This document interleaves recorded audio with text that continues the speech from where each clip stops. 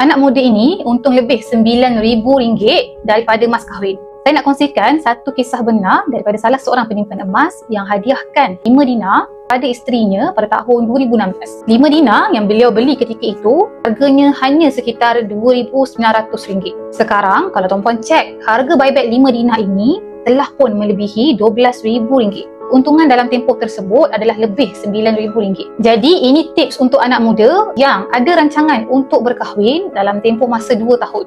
Simpan emas sekarang untuk dapatkan 5 dinar ini. 5 dinar ini beratnya 21.25 gram. Caranya, pertama sekali boleh refer pin video di profil saya, cara daftar akaun emas Public Gold secara percuma. Kedua, konsisten menabung 1 gram 1 bulan selama 2 tahun. Bila dah cukup 24 gram, boleh keluarkan sekeping 5 dinar ini yang beratnya 21.25 gram. Untuk rekod sejarah kenaikan harga emas adalah 10% setahun. Jadi sebab itu tuan-puan, ramai sangat anak muda yang dah mulakan simpanan emas yang pertama. Mereka juga jadikan emas ini sebagai hadiah, mas kahwin, deposit beli rumah yang pertama, beli kereta dan sebagainya. Jadi anak-anak muda yang tonton video ini, jangan lepaskan peluang yang ada. Nak jadikan 5 dinar ni sebagai mas kahwin, boleh terus refer pin video di profil saya, cara daftar akaun emas Public Gold secara percuma. Kemudian saya akan bimbing cara dan langkah-langkah simpanan yang terbaik untuk anda.